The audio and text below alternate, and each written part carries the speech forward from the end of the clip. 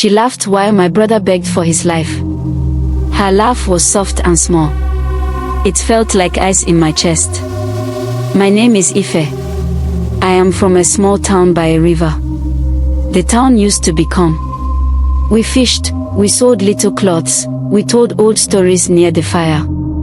Our people said thank you to the river and stayed out of trouble. Then the queen came. They called her Queen Onome. She was not a queen like in books. She was a woman with a big house and many men with spears. She wore bright cloth and red beads. She had a voice that made chiefs look like children. She ate food expensive men could not pay for. She took land. She changed the rules. At first, the changes were small. Her men took the best fish spots. Men who argued woke up with their roof burned. She took the best pottery at market and never paid. People worried and whispered. The queen said, "I protect you." Her protectors were soldiers who liked fire. She made a new law for harvest time. She said every year one family must give a child to her house. He called it a gift. She said the child would learn, eat well, become something. No one believed her. People had seen other children go and not come back the same. But what could we do? Her men were there at the market. They took names like tax. They broke hands for small debts. My brother, Chaik, was small and quick. He could catch fish with his hands. He could climb a mango tree and drop a fruit on your palm like a promise. He laughed like my mother. He liked to make faces at people to make them smile. He never hit a dog. On the morning the men came, I had been at the river. I left our small net and ran to the town because I heard drums. People stood in the sun. The Queen's Guard walked like they owned the air. Their boots were heavy. Smoke from cooking was in the air. I saw my mother pressing kola nuts to her green dress and whispering to the gods. Chaik stood near her, mostly quiet. He had a torn shirt. He held my mother's hand with both his small hands. They called names. The man with the long spear read from a paper that smelled like cedar. Family names, he said. Tribute. He made a list and scratched lines with a sharp thing. A man from our street looked at the paper and then at his feet. He had a son. He looked like he was going to fall apart. Then the soldier said our name.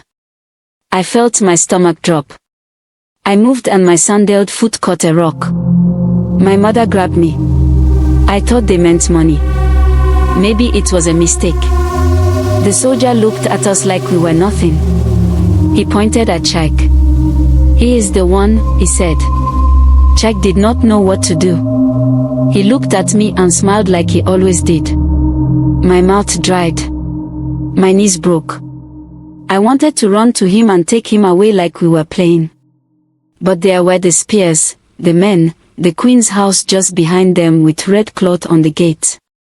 I could not run. The queen came out. She walked slow. Her beads hit her chest like rain. Her sandals did not make noise. She looked at Chaik like you look at a mango and think about taking it. She put a hand on his head so soft I almost screamed. Her men laughed quiet. They picked Chaik up and tied a rope to his little wrist. He kicked and then stopped. My mother was crying and hitting her own head. I wanted to pull him back, but a guard pushed me with his spear. I fell in the dust. I could still hear the queen laughing.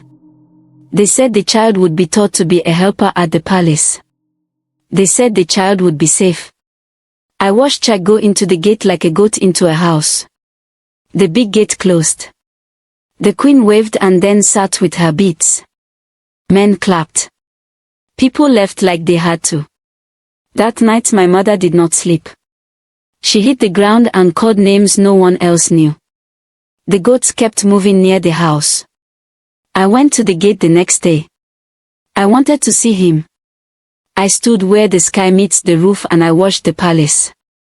There were women with thin cloth who did laundry for the queen, big ones who carried food, boys who ran like ghosts. Chaik was not among them. Days passed. We sent a man to ask for him. The man came back with a pot of porridge and his head down. He said Chike learned quickly. He said Chike would carry water and sweep the yard. The queen smiled when she heard that. He gave our mother a small coin and left. We had to say thank you for the coin. I could have tried many things. I could have paid bribes. I could have run at the queen then. I did not. I watched. Fear makes you small, like a child under a mat. We were small. The palace had rules I learned slowly from the mouths of the women who worked there. The queen liked certain sounds. She liked the sound of a bird in the morning and the smell of cheese from an old market. She liked children who were quiet. If a child made a noise she did not like, she would take that child into the inner house and they would not come back the same. Some children came back thin and looked at people like looking at stones. Others came back not at all. I got a job cleaning for the queen after I grew older. I washed mats and swept the steps. I moved like someone invisible. I wanted to be near Chike. I wanted to know if he was alive. Work at the palace is dangerous for a person with a soft heart. You learn the names of people and you learn their ways. You learn to breathe slow. One evening, after the rain, the queen called for a small boy to sweep the long hall. I was sweeping too. The boy, Okoro, was new. He was 10. Chike was gone by then, but his face was still a map in my mind. We swept in the same place and sometimes shared a small bread. The queen watched us from a throne high like a tree. She clapped slowly when a servant walked and the clapping fell like stones. Okoro dropped a bottle of oil by the door. It made a loud sound and the queen's eyes moved like a hawk. Her mouth twisted and there was no longer any kindness in it. She pointed to him. Her guard took him and said he had to go to the inner house. I held my broom like a shield. I did not move. That night the queen made a party. There were many men from the city. They drank. They sang. I watched from the back. I saw Okoro brought out. He looked different. His head was shaved. He had new clothes. He stood like a man who forgot how to laugh. He walked past me and his eyes were empty. The men laughed and the queen clapped. Her laugh was the same I remember with Chike. I knew then the palace takes parts of people and leaves the rest. It eats the small parts that make you brave and walks away with the rest. That is what she did to Chike.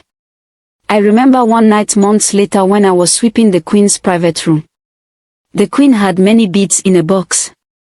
She had small locks and she kept a knife hidden under silk. There was a little boy in the corner. He was tied to a post. He had not eaten. His ribs were shadows. The queen talked to him like a woman talks to her sick dog. She wanted him to tell things. She wanted him to say he loved her. He did not say much.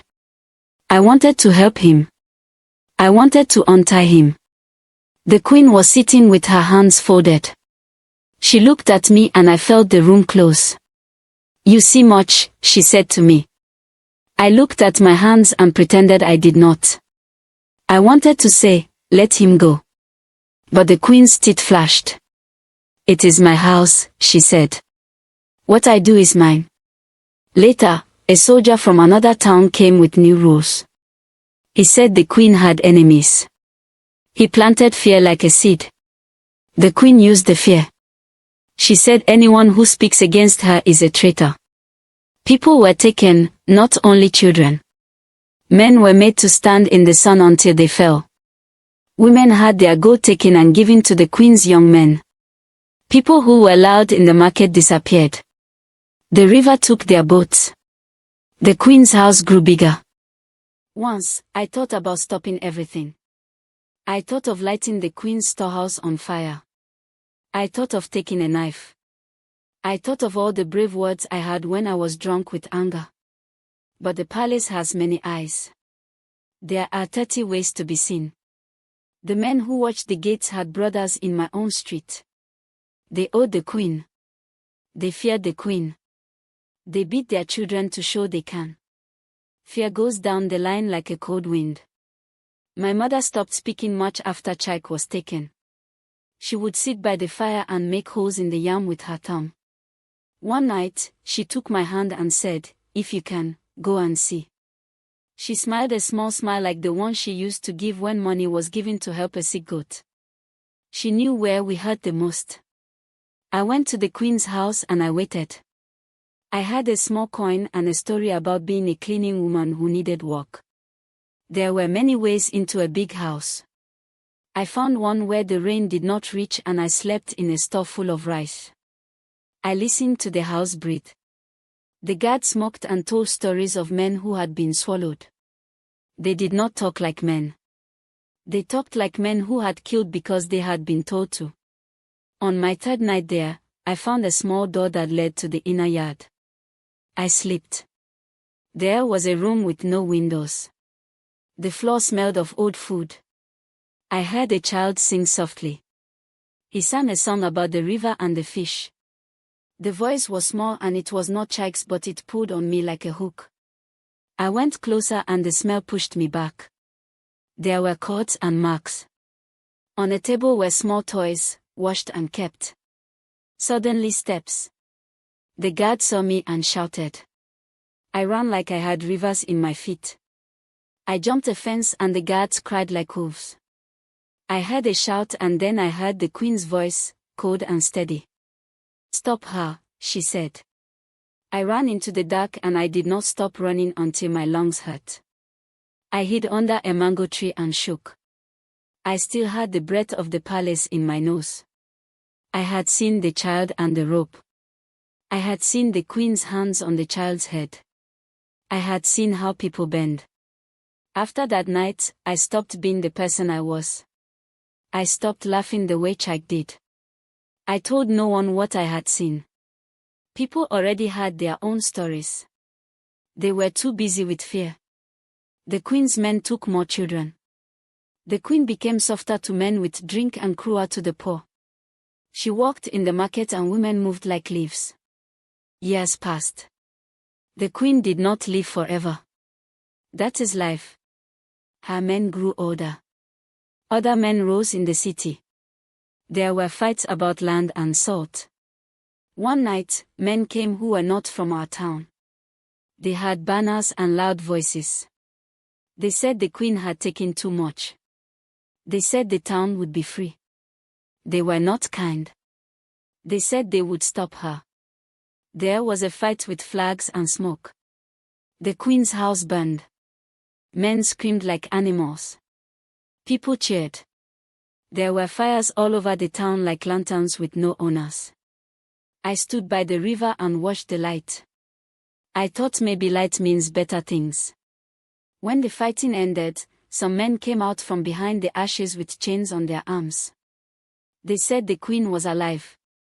They showed us a woman walking with no beads. Her face was grey and old. She had lost a tooth. They put her in the middle of the square and told her to confess.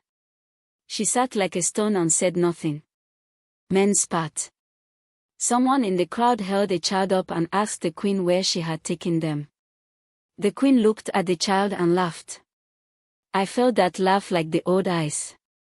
Then the man with the child raised his hand and struck the queen on the face. She did not cry. She looked at the men and then at me. Her eyes found me in the crowd like a hawk finding a mouse. She said my name. I had not told anyone my name at the square. She had heard anyway. Her men had told her everything. She said, "You were always too brave, Ife. You washed." I stepped forward. I said nothing. My legs would not carry me. She was taken away and locked in a house. They said she would face judgment. People had thirst for that. But what judgment could bring back Chike? What judgment could untie the rope in the child's room? The fire took houses, but it never burned the memory of a laugh. The queen died months later. They said it was old age, or perhaps poison. Some people said the small children who had been taken held their own justice. Maybe both are true. Her house fell down and men took what they wanted. New rules came. A new chief came with different beats. People thought the worst was over. We rebuilt some things. The river still flowed. I planted yams that summer. I married a quiet man who sells fish. But the nights were not the same. When I close my eyes, I can still see the rope and the small child's shadow on the wall. I can still hear the queen's laugh cut in the air when she chose a child and closed the gate. Every now and then a man comes to our market with a story about a powerful woman who does not sleep. He wants to trade her beads. People listen and then they look away. We teach our children to run fast and to hide.